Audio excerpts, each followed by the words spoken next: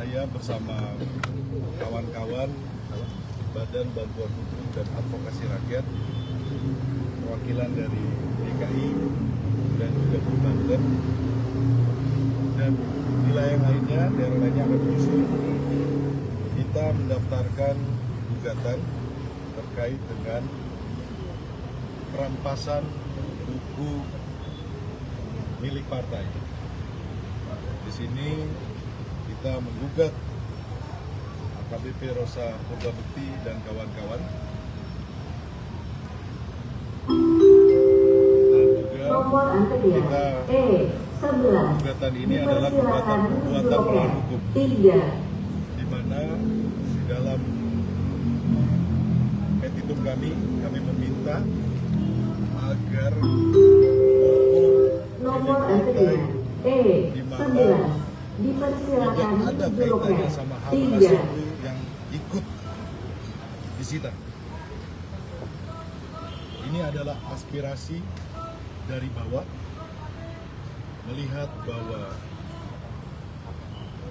apa yang dilakukan oleh oknum penyidik KPK sudah semena-mena, dan kami PDI Perjuangan masih percaya kepada hukum, maka kami melakukan upaya hukum ini agar kami PDI Perjuangan mendapatkan keadilan. Sekali lagi perlu saya garis bawahi di sini bahwa buku partai ataupun handphone yang dirampas itu tidak ada kaitannya dengan Harun Masiku. Dan buku partai yang dirampas itu terkait dengan strategi politik dari PDI Perjuangan terkait dengan pemenangan pilkada yang akan datang, dan juga terkait dengan marwah partai, kedaulatan partai, di mana kami keberatan ketika buku tersebut ikut diambil. Kami bertanya-tanya tujuannya apa buku tersebut diambil dan untuk siapa. Oleh sebab itu kami hari ini melakukan upaya hukum dengan mengajukan gugatan perdata perbuatan melawan hukum oknum penyidik KPK terhadap PDI Perjuangan. Dan ini akan diikuti oleh rekan-rekan seluruh Indonesia, di mana gugatan akan didaftarkan sekitar 514 gugatan per DPC seluruh Indonesia. Dan juga nanti akan ada gugatan-gugatan secara nasional sebagai kader yang berkeberatan karena buku tersebut disita. Sebab itu teman-teman, kami percaya bahwa penegakan hukum harus berjalan sesuai dengan aturan main. Penegakan hukum harus sesuai dengan koridor. Janganlah penegakan hukum ini digunakan sebagai alat kekuasaan. Sebab itu buat teman-teman media, rekan-rekan media, kami mohon dukungannya. Proses ini akan kita lewati bersama dan kita akan update lagi. Terima kasih. Bang, ini kan perdata kaitannya dengan perbuatan melawan hukum. Apa kerugian material atau imaterial yang dirasakan Kusnadi ataupun PDIP Perjuangan? Di sini kami melihat bahwa buku partai PDI Perjuangan tidak ada kaitannya dengan apa yang dilakukan oleh rekan-rekan KPK, oknum penyidik. Oleh sebab itu, kerugian material dan imaterial kami cantumkan Rp1. Karena apa? Di sini bukan soal angka, tetapi soal keadilan.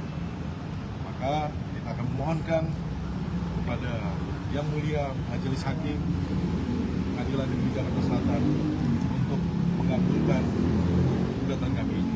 Terima kasih. Bang Roni, izin, kan kemarin waktu tempat aduan ke Mabes itu sempat ditolak dulu pihak Polri karena lebih baik menggugat dulu ke Pengadilan Selatan.